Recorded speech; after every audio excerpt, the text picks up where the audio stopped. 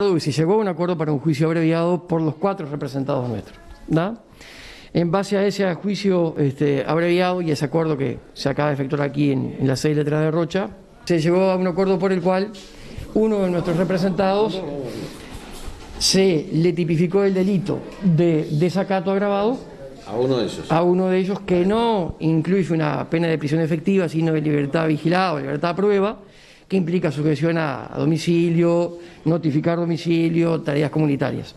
Con respecto a los otros representados nuestros, el doctor... Iríamos por paso. Exacto. Hay otro de los muchachos representados, se le tipificó también atentado con lesiones, entonces 2 meses de prisión efectiva y 14 meses de libertad vigilada.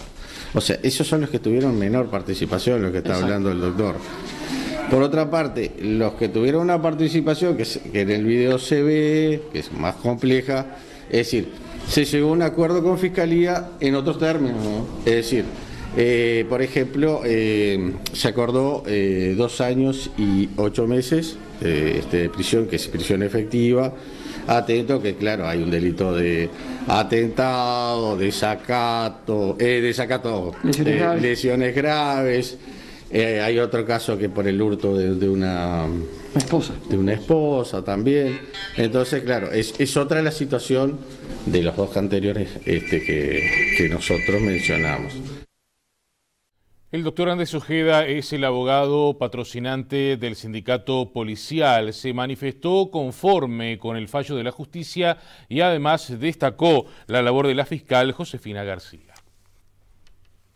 Delitos de lesiones personales graves, delitos de lesiones personales leves y la pena convenida es de nada más ni nada menos que 2 años y 8 meses de prisión efectiva. Es un número importante para lo que tiene que ver con la jurisprudencia habitual en delitos como estos. Los otros 2 involucrados tienen penas diferentes entre sí incluso. Uno tiene 16 meses de prisión con 2 meses de efectiva y otros tantos de medidas, que tiene una participación más lateral en el asunto. Y el cuarto, que tuvo una participación casi nula, pero sí desacata las órdenes de la autoridad, fue condenado a 6 meses de libertad a prueba, pero él no tuvo participación en los hechos de violencia, digamos. Nosotros conversamos directamente con la Fiscalía, quien debemos destacar nos consultó en forma previa al acuerdo para recabar nuestra conformidad. Nosotros le dijimos que estábamos de acuerdo no solo con la imputación, sino también con lo que tiene que ver con las penas convenidas. También incluso se castigó como hurto agravado lo que tiene que ver con las esposas de la oficial femenina involucrada, o sea que francamente de parte nuestra, conformes con el trabajo de la Fiscalía, agradecidos con el lugar que se nos dio y por lo menos pudimos decirle a las víctimas que si bien esto no les devuelve nada, la condena es significativa. Patricia Rodríguez es la presidenta del sindicato policial. Dijo que esta medida debe ser ejemplificante y además señaló que el sindicato siempre va a estar respaldando a todos los efectivos policiales.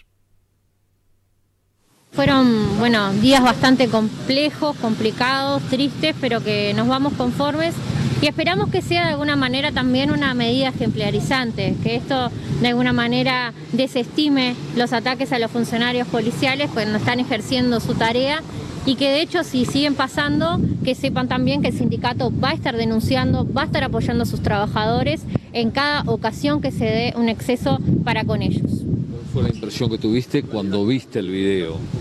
Bueno, creo que la impresión que vimos todos, primero muy triste ver a todos, resalto lo de la compañera porque fue un acto brutal también, desmedido y cobarde por 3 hombres pegándole en el momento que estaba en el piso.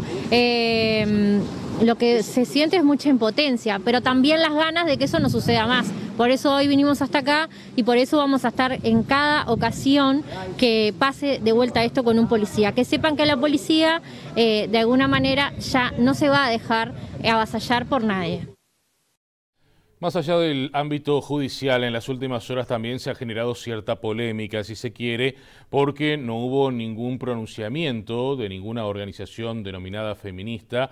Recordemos que dentro de los policías agredidos había una mujer policía. Tampoco ningún pronunciamiento del PIT-CNT de respaldo a los trabajadores en toda esta situación. Lo que sí se conoció en las últimas horas fue una reflexión, una carta de Fernando Pereira a título personal, el presidente del PIT-CNT, donde pide no deshumanizar a la policía. No hay que deshumanizar a la policía, así tituló el presidente del PIT-CNT, Fernando Pereira, un mensaje que publicó en Facebook en el que reflexiona sobre los ataques que sufrieron los 3 policías que fueron agredidos este fin de semana en el balneario Costa Azul de Rocha. Pereira señala que el video del ataque que se viralizó en redes sociales lo conmovió hondamente y lo llevó a reflexionar. El presidente del PIT-CNT cuestionó que cuando una persona está uniformada existe una tendencia a no verlos como padres, hijos, hermanos, personas con alegrías y tristezas, y pidió ponerse en el lugar de esos policías. Pereira señaló que se debe respetar a los uniformados, al tiempo que condenó particularmente la agresión contra la mujer policía que actuó en ese operativo. Hay que seguir conviviendo de la mejor manera, en donde no haya un ellos y un nosotros, y todos juntos coincidiremos en distintos momentos y en distintos temas, y discreparemos en otros, finalizó Fernando Pereira.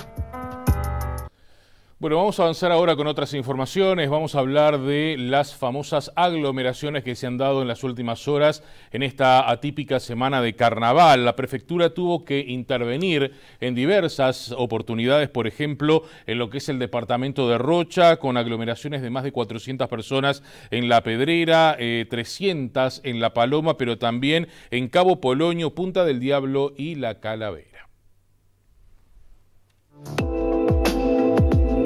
Personal de la Prefectura de La Paloma y de Infantería de Marina constató, gracias a la utilización del dron, una aglomeración de unas 400 personas en la playa San Sebastián de La Pedrera. Se despliega personal al lugar y, pese a recibir insultos de varias personas, finalmente se retiraron sin ningún incidente. Más tarde, en una recorrida por el faro de La Paloma, vieron una aglomeración de unas 200 a 300 personas. Pidieron apoyo al personal apostado en el balneario La Pedrera y se procedió a dispersar este grupo de personas que se retiraron de manera pacífica. En Cabo Polonio se realizaron recorridas por varias casas, encontraron pequeños grupos de 20 a 30 personas y fiestas de unas 50 personas, sin ningún tipo de medidas sanitarias ni precauciones. Se solicitó el cese de esas reuniones y en todos los casos fueron acatados sin mayores inconvenientes. La policía nos mandó para acá. En Playa La Calavera se encontró una fiesta en la zona costera con al menos 200 personas. También allí se exhortó a que se disiparan y lo hicieron en pocos minutos. En Punta del Diablo, personal de la subprefectura de Chuy, junto con efectivos policiales, hallaron a unas 300 personas aglomeradas en la Rambla y la Playa Los Pescadores. No se registraron hechos de violencia y todos se retiraron de forma pacífica. Bueno, yendo precisamente a lo que es La Pedrera, allí en el departamento de Rocha, se habla de aglomeración de unas 2.500 personas aproximadamente en las últimas horas. Hubo un trabajo conjunto entre la policía y la prefectura. Alexis Duarte, el vocero de la jefatura de policía de Rocha, calificó como un balance muy bueno el de estas últimas horas. Decenas de policías y militares han estado en el patrullaje, control de ingreso al balneario y en tareas de prevención y disuasión en el departamento en la noche de carnaval y en los días previos para evitar aglomeraciones en La Pedrera. El fin fue evitar que el balneario fuera un foco de contagio de coronavirus, en el momento que se intenta controlar la pandemia y evitar afectar los servicios médicos. No obstante, fueron cerca de 2.500 personas que no acataron el pedido de no aglomerarse. El balance es muy bueno, lo que fue el resultado de los operativos de los días anteriores y el de hoy fue exitoso. No hemos tenido ningún tipo de inconveniente con las aglomeraciones, si bien se han contratado algunas, se exhortó a la gente a retirarse y lo aceptó. El balance fue positivo, según las autoridades, porque no hubo disturbios o situaciones de violencia entre la gente como ha ocurrido otros años. No obstante, hubo que pedir a más de 2.000 personas que en varias ocasiones tomaran distancia, se dispersaran y que salieran de la vía pública donde circulaban sin tapabocas. Una vez se despliega el personal en la avenida principal, obviamente que se retiran a diferentes lugares del balneario e inclusive uno de los puntos elegidos es la playa. Pero ahí en el trabajo en conjunto con la Prefectura Naval Nacional se logró que las personas se retiraran, disolviendo las aglomeraciones que no fueron muy grandes tampoco. Bueno, vayamos a ver ahora la opinión de los vecinos allí en el departamento de Rocha, más precisamente en La Pedrera. Algunos sostienen que no había unos 2.500 participantes en esta semana de carnaval, en las aglomeraciones. Por otra parte, también otros vecinos sostienen que consideran excesivo el operativo llevado adelante por parte de las autoridades. Y la noche estuvo bastante tranquila para lo que han sido los carnavales en las épocas pasadas. En realidad mucho menos gente que la que se está diciendo en realidad, porque dicen que hay 2.500 personas. Yo estuve hasta la 1:30, miré el operativo, cómo se había desarrollado con tranquilidad. La gente acató bien y en realidad había muy poca gente. Digo, fue una noche diferente para lo que es La Pedrera, ¿verdad? Lo que estamos acostumbrados nosotros. ¿Cuál es la opinión del operativo? Yo creo que el operativo fue normal como todos estos años, digo, veías pasar la policía, digo, el tema que muchos te dicen que capaz que fue mejor que el año pasado, porque no es lo mismo este año con 1.500 personas a tener el año pasado que sí tuvimos como 5.000 y los policías no los veías porque se entreveraban con la gente. Este año sí veía los policías que pasaban de a 5 o 10 personas, bajaban inspectores de la misma manera, pero la gente en realidad no vino, así que para mí el operativo fue igual. Para mí fue una noche espectacular, viviendo acá hace tantos años, viviendo todo lo que fue lo fuerte de carnaval. Como extraordinario, muy bien organizado, muy bien planificado la parte de seguridad en todo aspecto. Así que para mí, muy bueno. ¿Conformidad con el operativo? Sí, excelente. Para mí fue un operativo excelente. Alguien hallaba muy excesivo, para mí no. Inclusive los helicópteros en la noche, alumbrando todo, viendo la parte, porque todos dicen, ¿para qué todos los que había? Bueno, pero desde el aire se ve perfecto donde pueden haber aglomeraciones. No estamos en contra de que se hagan fiestas, sino en contra del COVID, que es lo que estamos tratando de salvar nosotros. Y en el departamento de Maldonado hubo que intervenir en una fiesta clandestina con unas 600 personas en el balneario Ocean Park, según informó el responsable del SECOED del departamento, Marcelo Sousa. Los responsables quedaron emplazados por la justicia. En Maldonado está dispuesto por estos días operativos nocturnos en 3 zonas de balnearios. Se trata de patrullajes preventivos, disuasivos con el fin de evitar aglomeraciones en el marco de las medidas sanitarias dispuestas por COVID-19. Participa personal policial, bomberos, prefectura y funcionarios de la Dirección de Higiene de la Intendencia. Noche tras noche realizamos una recorrida preventiva en forma muy educativa, con un lenguaje claro, tratando de darle toda la mayor información a que se retiren de esos lugares donde se puede generar ese tipo de aglomeración, y eso ha sucedido. Se realizaron 3 intervenciones, de las cuales 2 fueron por aglomeraciones y una intervención por un evento irregular en el Ocean Park. Y bueno, surge esta fiesta donde ya veníamos con información de que se podía generar en estos días de carnaval, y por suerte el trabajo da su resultado, de que en hora de la madrugada se logra detectar y eliminar esa situación, ¿no? Se detectó una fiesta clandestina que, de acuerdo a los reportes, estaban cerca de 600 personas. Empiezan a trabajar en una invitación mediante ya sea una página o mediante un mensaje o a través de algún medio de comunicación de internet que ellos utilizan, ya sea Instagram, Facebook. Ellos trabajan mediante claves, van manifestando ciertos lugares donde nosotros vamos ya previamente visualizando cómo se va desarrollando el armado, el movimiento. Tras una denuncia al 911, se llegó a la fiesta clandestina en Ocean Park, en calle Dubil, entre Camino al Mirador y Domingo Faustino, fraccionamiento abandonado, Ilmaragio. Inmediatamente, en el momento que se detecta este evento, se procede a darle trámite a la Fiscalía y bueno, a la doctora de turno, quien dispone levantamiento de todos los indicios, donde se realizó un trabajo de fílmico mediante las cámaras GoPro que integra cada grupo, donde se realiza todo un registro de evidencias, se preserva la escena y se levanta todos los elementos incautados, y a las personas pasan a fiscalías, que en este momento deben estar ya desarrollando todos los actos judiciales, ¿no? Los responsables quedaron emplazados por la Fiscalía y ahora deberán rendir cuentas. Bueno, en esta jornada el científico del Instituto Pasteur Gonzalo Moratorio se refirió en Radio Carve a el tema de las aglomeraciones. Sostuvo que los jóvenes perdieron la percepción del riesgo. Es todo un tema, Daniel, y la mejor manera de llegarle es también con la ayuda de los medios, con la ayuda de en este caso de periodistas que pongan foco en estas aglomeraciones, que pongan foco en la concientización de lo importante que es vacunarse, como lo están haciendo en estos minutos que estamos charlando. Es muy difícil, creo que se ha perdido la noción, la percepción del riesgo. Creo que estos gurises no entienden que puede ser muy dañino lo que puedan hacer a familiares mayores o a conocidos o demás, o inclusive a ellos mismos en bajo porcentaje, pero puede suceder, y es importante pedirles un esfuerzo, un último esfuerzo. Ya venimos de un año muy duro, muy largo, y esperemos que de acá a los próximos 6, 8 meses podamos cambiar la pisada. Pedirles nada más que confíen en las medidas que se dicen, y pedirle a la población en general que confíe en la ciencia, ya que no se toma una sola decisión sin tener evidencia científica, sin tener un hecho robusto, un experimento que compruebe hacia dónde vamos.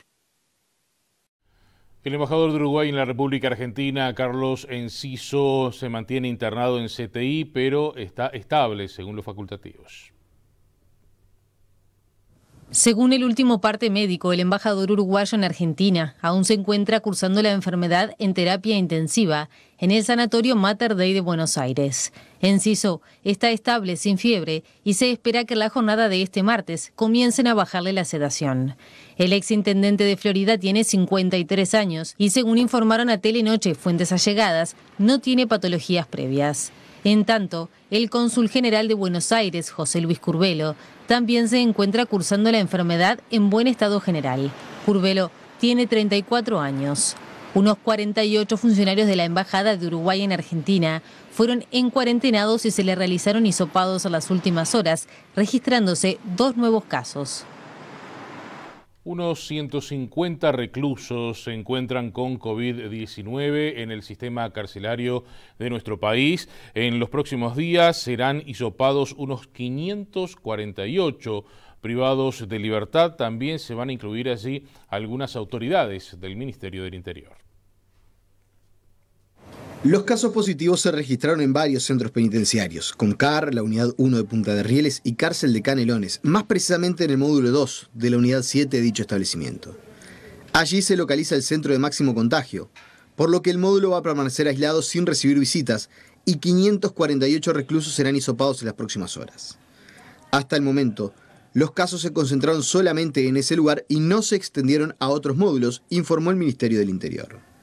Por su parte, en la cárcel de Cerro Carancho, en el departamento de Rivera, el subdirector del establecimiento dio positivo a COVID-19.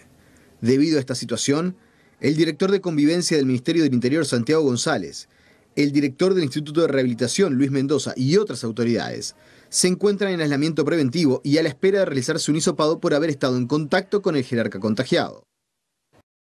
En otras informaciones, el diputado del Partido Colorado del sector ciudadano, Felipe Esquipani, está impulsando un proyecto de ley para que se dé el día libre a los trabajadores el día que vayan a vacunarse contra el COVID-19. Se les dé libre y que se les pague ese día. La iniciativa tiene por objetivo incentivar la inoculación. El proyecto consta de 3 artículos: declarar de interés público la vacunación, otorgar el derecho a no concurrir a trabajar ese día y que sea abonado como trabajado, y la obligación de acreditar ante el empleador el documento correspondiente expedido por el vacunador. El sentido de esta iniciativa es estimular la vacunación. Nosotros entendemos que la vacunación es una cuestión muy importante para el país, como lo ha definido el propio presidente de la República. Es un acto de libertad responsable y también un acto de responsabilidad, porque lo que buscamos con la vacunación es llegar a la inmunidad de rebaño. Para eso la gran mayoría de los uruguayos tenemos que vacunarnos, y Y esta iniciativa tiende justamente a darle un estímulo al trabajador para que concurra a vacunarse. El legislador compara la iniciativa con el día libre por donar sangre o realizarse estudios como el Papa Nicolau en las mujeres. Considerando que se espera para los primeros días de marzo la llegada de las vacunas, el proyecto deberá discutirse apenas se reanude la actividad parlamentaria. Incluye a todos los trabajadores, a los trabajadores de la actividad pública y a los trabajadores de la actividad privada. Y en el caso de las vacunas que vamos a recibir en el país, es un beneficio que se otorga el día de la segunda dosis, porque estuvimos evaluando qué días se daban libre y entendimos que quizás 2 días era mucho. Entonces, cuando el trabajador vaya a vacunarse por segunda oportunidad, ahí va a poder acceder al beneficio del día libre, sin perjuicio de lo cual esto va a discutirse en el Parlamento y podrá ser modificado. Señores, el intendente del departamento de Salto se mostró satisfecho por el buen resultado que ha tenido el departamento en materia de visitantes en este primer fin de semana largo de carnaval. Ha sido un fin de semana muy bueno, muy positivo, desde la jornada del viernes hasta la jornada de hoy martes. En el caso de Arapey, sabemos que en el sector privado, los 3 hoteles privados ha sido buena también este fin de semana. No tenemos números, los tendremos seguramente más sobre el fin de semana. En lo que tiene que ver con el sector público de Arapey, ahí sí, 100% ocupación desde el día viernes hasta la jornada de hoy. Recordemos de que en Termas de Arapey se trabaja con un sistema de aforo. En Arapey tenemos que se ha sacado a la venta la mitad de los alojamientos, la mitad de la capacidad de alojamiento que tiene Termas de Arapey, y en ese sentido se ha trabajado con un 100%. Y pensando en lo que se viene, sobre todo en el gran desafío de turismo, estamos pensando contemplar a aquel turista salteño o aquel turista uruguayo que quiere venir por el día. Recordemos que hoy, para poder ingresar a Arapey, solamente con reserva. Estamos previendo instrumentar un sistema a través de locales de cobranza que le permita al turista adquirir ahí, pagar en ese local de cobranza, concurrir a Arapey, presentar la constancia y de esa manera poder permanecer durante una jornada durante el día en Termas de Arapey. En el caso de Daymán, la novedad que ha dejado esta semana de carnaval es que hemos aumentado el aforo, pasamos de 600 turistas por día a 900 turistas. Es más, en la jornada de ayer lunes se vendió un poquito más, 950 entradas, también con el objetivo de controlar, tener la situación, evitar inconvenientes y en ese sentido destacar la colaboración del sector privado, la colaboración de los funcionarios, el buen comportamiento del turista. Así que bueno, hacemos un balance muy positivo de todo lo que ha sido esta semana de carnaval, sin carnaval. Señores, antes de la pausa vamos a comentarles que el presidente de Paraguay, Mario Abdo Benítez, arribó en la tarde de este martes al aeropuerto de Laguna del Sauce desde Asunción en un avión privado acompañado de la primera dama guaraní Silvana López Moreira. Recordemos que mañana el presidente Luis Lacalle Pou mantendrá una reunión con su par paraguayo. De esta manera el mandatario completará una serie de encuentros mano a mano con los 3 mandatarios de los países socios del Mercosur. Respecto a la postura del bloque sudamericano, el canciller guaraní resaltó que en principio Paraguay es de la tesis de negociar todo el bloque, pero hay que ver qué alcance tiene la flexibilización. Recordemos que este es uno de los puntos importantes que trató Luis Lacalle Pou en su reciente visita a Brasilia con el presidente Jair Bolsonaro. Lo que se busca por parte del gobierno uruguayo es tratar de avanzar en una flexibilización comercial por fuera del bloque. Este seguramente va a ser el tema central de este almuerzo que mantendrán los mandatarios mañana al mediodía en Punta del Este. Es tiempo de hacer la primera pausa. Venimos en instantes nada más con la información del deporte, el capítulo internacional y otros temas.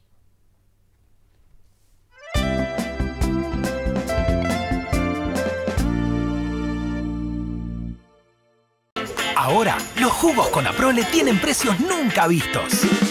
Encontrá todos los jugos con Aprole de 1 litro a 76 pesos y los de 200... Empresa en Punta del Este. Tu carrera, tu futuro. 4248-2502. udepunta@ude.edu.uy. ¿Por qué nos hacemos el daño que nos hacemos? ¿No? ¿Por qué me hice el daño que me hice? Soy una mujer rural y hace ya unos años tengo un emprendimiento textil. Sin duda, con 140 kilos, imposible el estar haciendo el trabajo que hoy hago. Me ha cambiado muchísimo la vida, muchísimas más oportunidades. Tengo una energía que antes no tenía.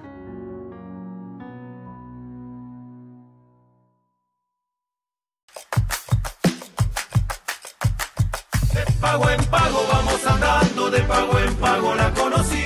De pago en pago, yerba, yerba. Claro que sí. Distribuye Botica del Señor. Hoy más que nunca, sabemos que los que escriben la historia del futuro son los maestros, y ellos marcarán la vida de las futuras generaciones.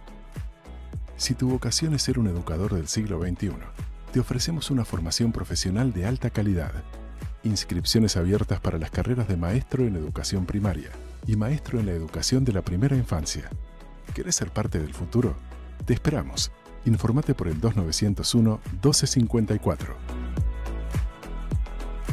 Sanmax presenta sus termómetros autónomos, independientes, para lectura de temperatura corporal, ideal para comercios, oficinas o colegios, y lo más importante, a un precio muy accesible. Visita Sanmax en www.sanmaxled.com o llama al 098 05 80 80 para que te asesoren. Sanmax, tu elección.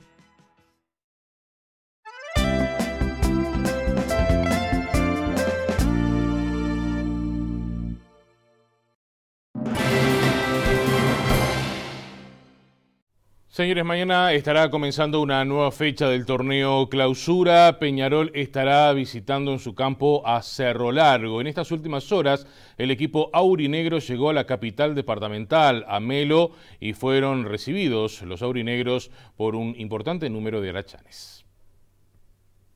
Peñarol llegó a Melo, fue recibido en caravana y entrenó en un complejo deportivo tras el largo viaje. Un buen viaje y ahora ya prontos para entrenar, emocionados con la recepción que nos dio toda la gente de Melo y de Cerro Largo. La verdad que daba mucha emoción venir en la carretera. No es todos los días que un cuadro grande viene al interior precisamente. ¿Qué significa para Peñarol llegar a Cerro Largo? Significa algo importante. Como siempre digo, Peñarol es de Uruguay, no es de Montevideo. Para los que somos del interior, yo soy nacido en Minas y criado en Minas, sabemos lo que moviliza una ciudad del interior cada vez que un grande lo visita, así que la verdad que eso nos tiene contentos y felices por ver el movimiento de la gente. Los hinchas mirasoles de Cerro Largo vienen a esperar a Peñarol y lo hacen, algunos de ellos, en familia. Con la familia esperando a Peñarol acá en Melo, una tarde linda. Bueno, como siempre que llega Peñarol a Melo, lo estamos esperando. ¿Hay mucha expectativa? Hay expectativas, sí, en todos y bueno, es muy importante para nosotros en el interior recibir a Peñarol en este caso. ¿Desde chico de Peñarol? No, pero yo tenía mucho pele, pero tenía más hermanos, pero menos. ¿Y tú también, con la camiseta de Peñarol, una hincha más? Sí. Vamos a repasar ahora algunos números que han dejado en la historia los enfrentamientos entre Peñarol y Cerro Largo. Peñarol viajó a Melo para medirse ante Cerro Largo en un recinto difícil para los carboneros, donde no gana desde octubre del 2012, en la séptima fecha de la apertura 2012-2013. En aquel encuentro en el Villa de Melo, los aureneros ganaron con 3 goles de Juan Manuel Olivera y 1 de Jorge Zambrana.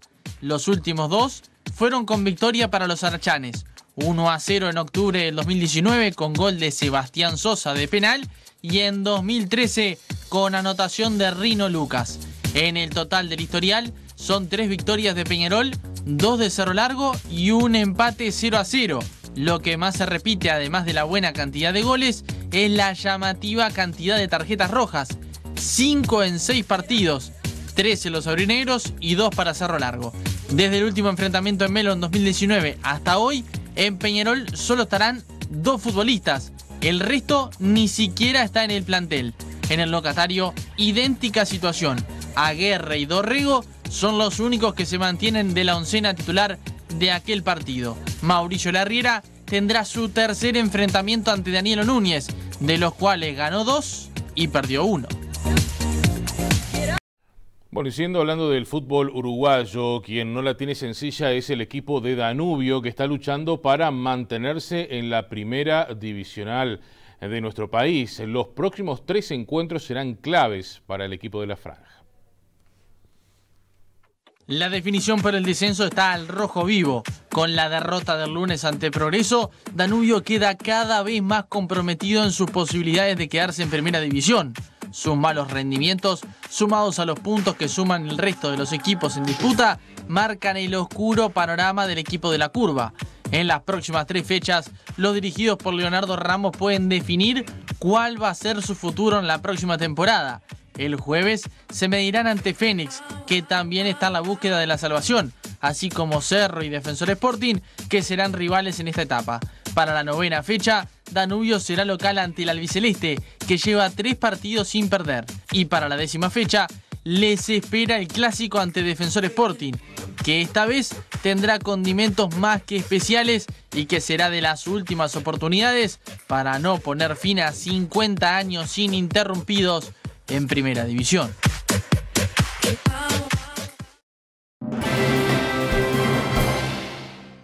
Vamos a avanzar ahora con el panorama internacional y nos vamos a ir a Perú, donde hay un verdadero escándalo debido a esta situación que se ha conocido en las últimas horas, que tiene que ver con una vacunación secreta que se realizó en importantes miembros del gobierno actual.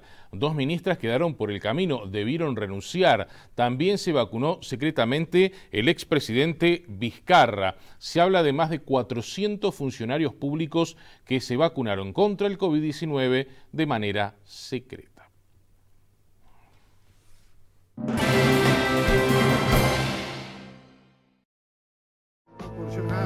El presidente de Perú, Francisco Sagasti, reveló este lunes que 487 personas se vacunaron irregularmente contra el COVID-19 en el país, entre ellas 2 ministras y otros funcionarios de su gobierno.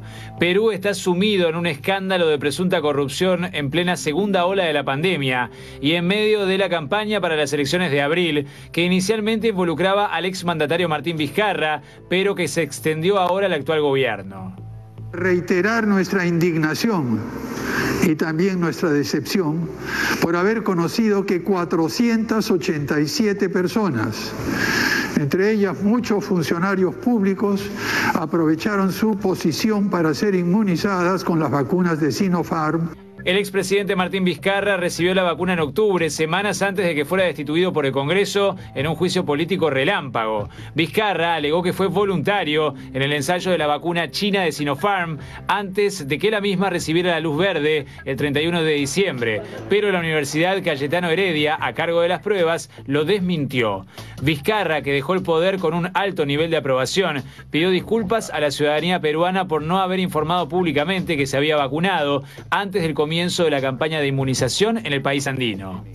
Asumo mi responsabilidad en ese sentido y por el respeto que merecen los ciudadanos de mi país, pido disculpas sinceras a los peruanos y peruanas por no haber informado de ese hecho en ese momento.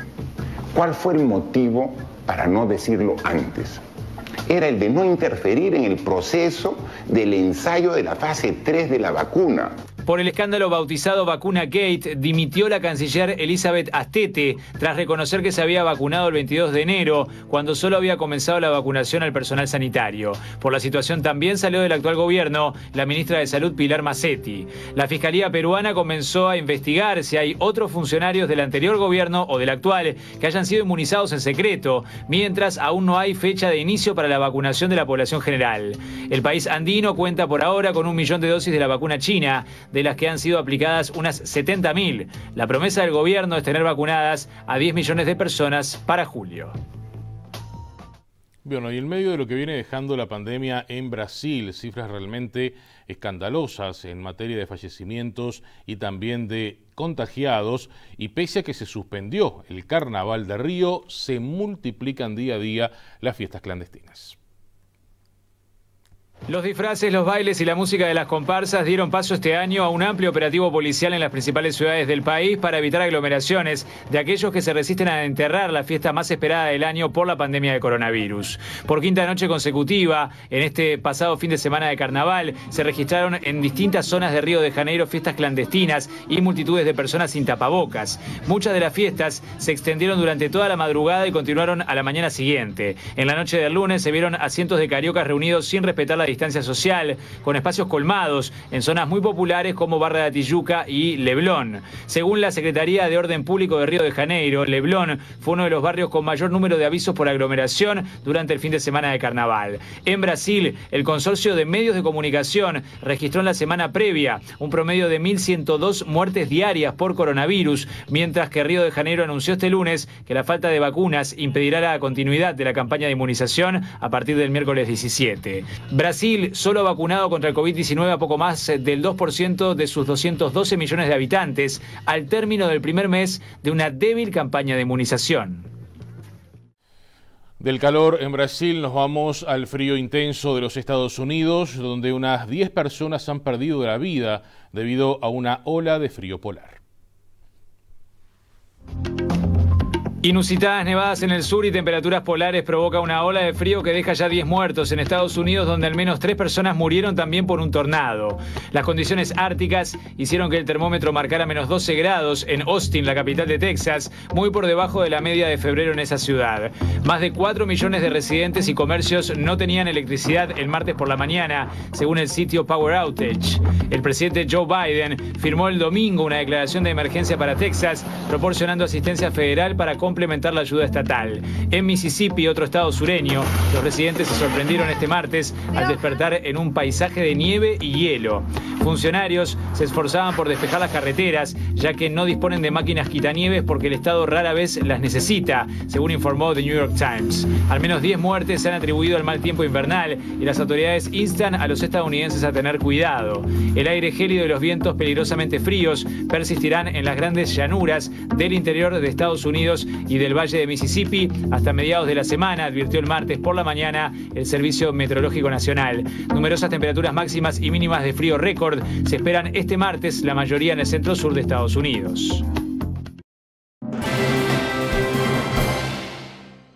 Hace algunos días les informábamos a propósito de las propuestas del Partido Colorado presentadas al Gobierno Nacional para reactivar la economía. Bueno, en estas últimas horas se están conociendo también algunas propuestas que tienen que ver de la economía nacional, pero que surgen desde el Partido Independiente. Una de ellas, vean ustedes, es el planteo de un subsidio de 4.200 pesos para unos 300.000 trabajadores informales por un periodo de 3 meses. El aumento exponencial de casos de coronavirus registrado al finalizar el año pasado, cuando la primera ola de COVID-19 afectó al país, postergó las expectativas de recuperación económica. Para varios grupos del oficialismo es necesario aumentar las medidas de apoyo a los sectores más golpeados y así lo han planteado el Poder Ejecutivo, según reconoció Luis Lacalle Pou. Es que el doctor Sanguinetti me llamó por teléfono. El senador Manini Ríos me fue a visitar antes de hablar con ustedes. Y Pablo Mieres, que entre otras cosas es ministro de Estado, me lo planteó a mí formalmente en nombre del Partido Independiente. Según supo Telemundo, una de las propuestas ya dialogadas entre el ministro de Trabajo y Seguridad Social y el presidente de la República consiste en transferir un subsidio mensual de 4.200 pesos durante 3 meses a unos 300.000 trabajadores informales, los que más sufrieron el impacto de la crisis económica por la falta de cobertura legal. Esa transferencia se haría a través de los instrumentos ya existentes, como las tarjetas Mides, y requeriría un financiamiento de $30 millones mensuales, 90 millones si se aplica por el trimestre. La Mesa Ejecutiva Nacional del Partido Independiente hará pública esa propuesta este jueves en una conferencia que encabezarán el ministro Pablo Mieres y el diputado Iván Posada. Allí también presentarán otras iniciativas como modificar la forma de liquidación del IRAE para pequeñas y medianas empresas, volviéndolo progresivo como el IRPF. Fuentes del partido señalaron a Telemundo que la mayoría de estas propuestas no necesariamente requieren tratamiento parlamentario y serían financiadas por el Fondo Coronavirus. La semana pasada, consultado por los planteos de los integrantes de la coalición de gobierno, Lacalle dijo que son bienvenidos y aclaró. Después vamos a agarrar el lápiz y el papel y veremos qué margen hay, y dentro de todas las propuestas, que son muy variadas, cuáles pueden formar parte de un conjunto de ellas. Nos vamos ahora a otras informaciones. Una rotura en una planta de aguas residuales en Pan de Azúcar, en el departamento de Maldonado, generó una reunión al más alto nivel con autoridades departamentales e incluso el ministro de Ambiente. Estamos hablando de Adrián Peña, quien señaló en las últimas horas que no hubo consecuencias con este incidente. Creo que el tema está solucionado, hubo un geotubo que se rompió, hubo también una descarga de barométricas por encima de lo que es el promedio normal, el promedio anual. Ese exceso seguramente no logró que el tratamiento fuera todo el eficiente que normalmente lo es. Y por otro lado, los lodos que se están trayendo desde Piriápolis hasta Pan de Azúcar, ¿no? Por otro lado, sabemos que en algún momento, sobre todo en momentos de exceso de precipitaciones, el arroyo, hay una parte que desagua directamente, digamos, del arroyo en la laguna, y esas son cosas que queremos solucionar también. Lo tenemos en el radar del Ministerio de Ambiente, estamos analizando eso en conjunto con OCE y seguramente haya alguna acción más para tomar de aquí para adelante. Pero la situación crítica, que fue la que vivieron los vecinos, a esta altura está solucionada afortunadamente. ¿Llegó a afectar el medio ambiente? No, creo que no. Las mediciones que tenemos, estuvimos chequeando eso, las mediciones que tenemos de el desagüe del Pan de Azúcar en la laguna del Sauce da niveles por debajo, ¿verdad?, del máximo permitido, o sea que ambientalmente no hubo consecuencias, pero sí esos olores que también son afectación naturalmente al ambiente y que por suerte ya están solucionados. Vamos a cambiar de tema. Les comentamos que aquí en la capital del país un rapiñero fue abatido tras intentar asaltar a policías. Otro delincuente resultó con una herida en una pierna.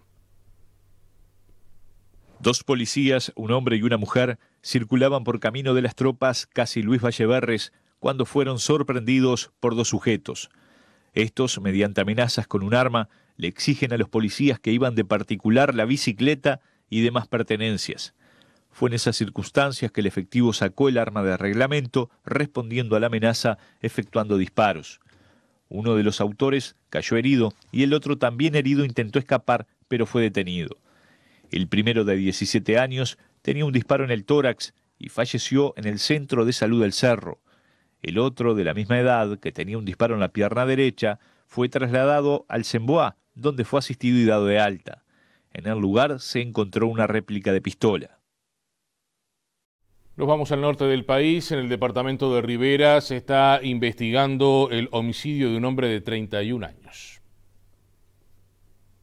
La madrugada del día de hoy, aproximadamente a la 1, en el barrio Villa Sonia, fue ultimado un joven de 31 años. ¿Un joven con antecedentes penales? Tiene algunos antecedentes que ya de bastante data, no recientes. ¿No era objeto de ninguna investigación reciente? No era objeto de ninguna investigación en este momento, no. ¿Vinculado al narcotráfico, doctora? No sé si vinculado al narcotráfico, presumiblemente una situación de consumo o de microtráfico sí puede ser. ¿No hay ningún detenido hasta el momento? Hasta el momento no hay detenidos. ¿El tema de los testigos en ese lugar complejiza la investigación? Aparentemente había muchos testigos presenciales, pero sí se sienten bastante intimidados y eso imposibilita que colaboren. Sobre los disparos, ¿se sintieron más en la zona? ¿Fue solamente uno? Podrían haber sido entre 1 y 3. ¿A corta distancia?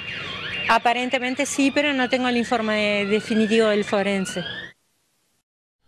Un hecho que lamentablemente se reitera. Un inspector de tránsito fue agredido por dos menores en la ciudad de Melo. El funcionario se desplazaba junto a un compañero en una de las motos de tránsito.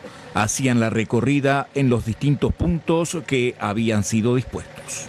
Los inspectores se trasladaban por Guardia Nueva y al doblar hacia la calle 33 son rebasados por una moto en la cual iban dos personas de sexo masculino, la cual el acompañante lanza un golpe hacia atrás impactando en la cara del inspector, por lo que le rompe el lente y le causa una lesión en el pómulo. ¿Cómo está? ¿Cómo es el estado de salud del inspector agredido? Inmediatamente fue llevado al sanatorio, él se encuentra bien, posteriormente se realiza la denuncia policial correspondiente. El hecho se registró en este lugar, la zona sur de la ciudad, una zona donde no hay cámaras y por lo tanto se hizo muy importante el accionar policial que determinó la aclaración del hecho. Nosotros en el puesto fijo contamos siempre con el apoyo de la policía, los móviles no, ahí lo hacen los inspectores en sus respectivas motos. Y sí hay que destacar el accionar de seccional segunda y de investigaciones que rápidamente lograron ubicar a estas dos personas e incautar las motos también. Un hecho repudiable, Gerardo. Sí, esto hay que dejar claro que no va contra la persona, sino que es contra la institución, es contra los inspectores de tránsito. Vamos ahora a repasar la cotización de las principales monedas.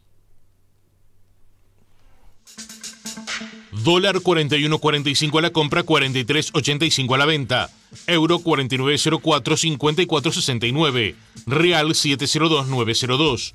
Piso argentino 0.05055. Unidad indexada 4.796. Unidad reajustable 1.291,96. Es tiempo de hacer la última pausa. Venimos en instantes nada más.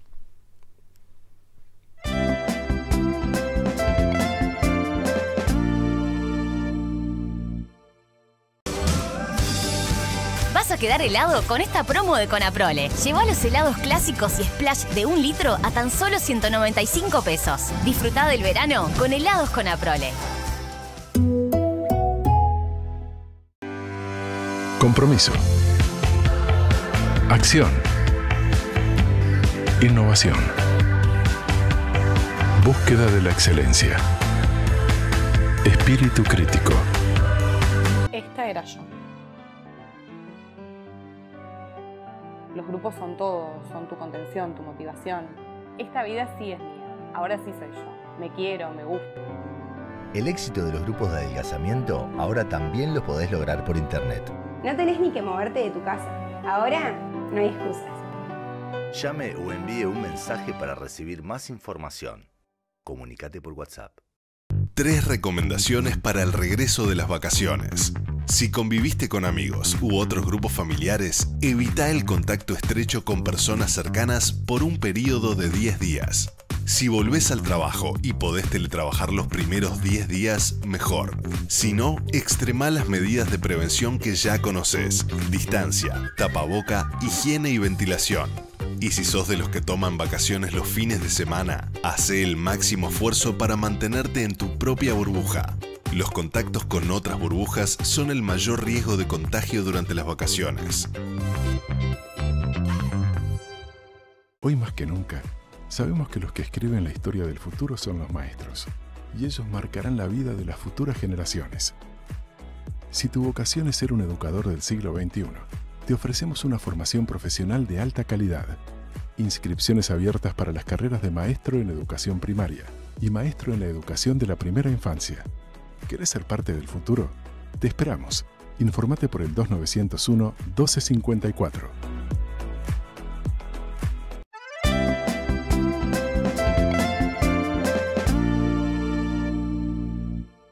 Más información en estos minutos finales. Les contamos que se recupera el tripulante del pesquero británico que en el día de ayer tuvo que ser descendido y asistido, tiene COVID-19, en un centro asistencial aquí en la capital del país.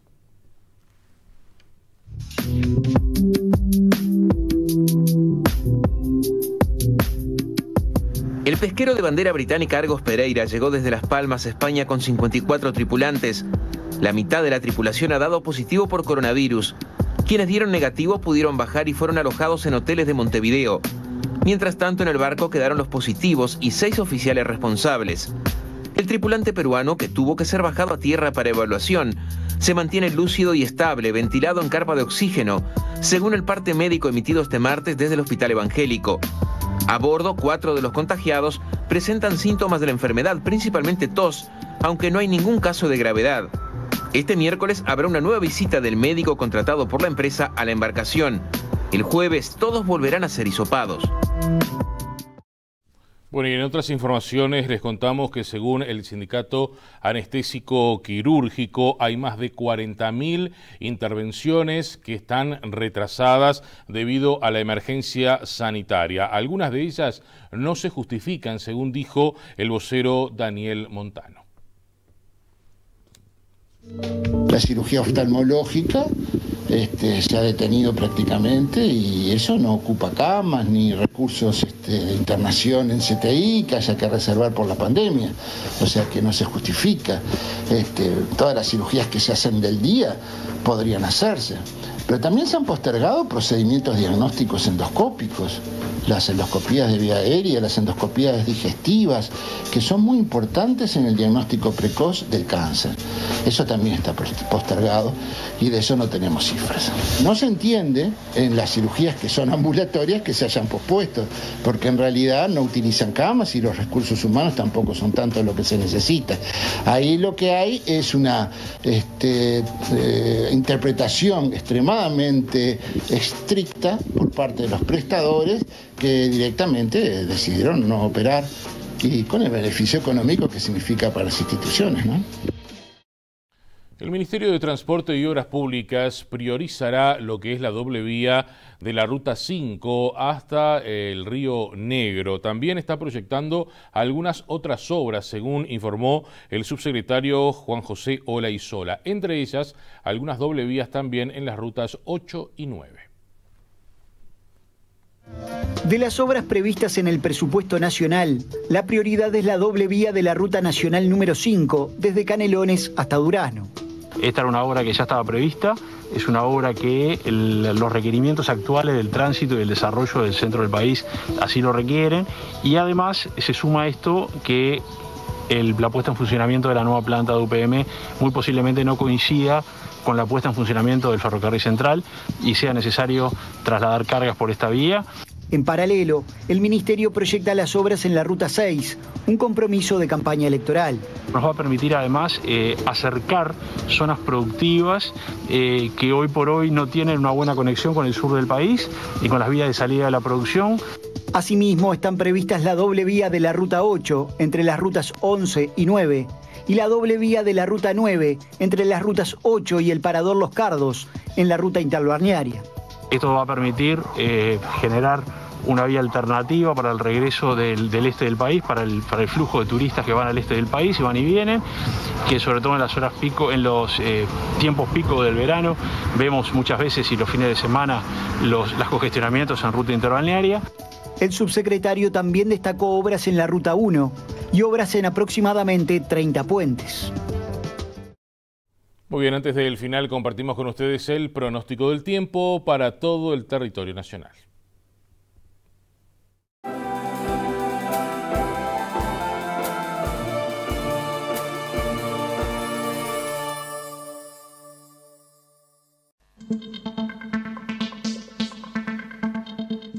Esta noche el tiempo se presenta templado, el cielo cubierto con lloviznas.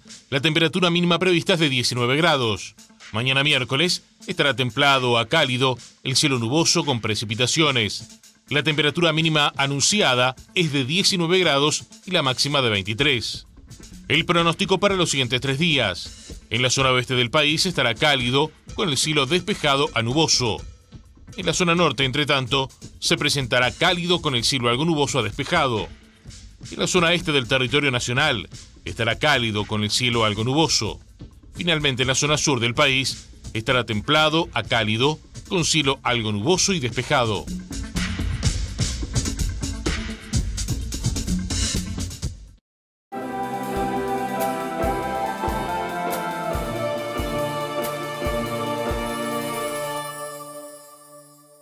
Nos vamos, señores, hasta aquí la información, hasta aquí la edición central de Red Informativa. Ya se viene La culpa es de Colón a nuestra programación. Buen fin de jornada para todos, que pasen muy bien, hasta mañana. Fue una presentación de Contrata el mejor seguro de vehículos, Plan Global del Banco de Seguros del Estado. PharmaShop. Aprovecha todos los días un 10% de descuento con Pharmacar Santander.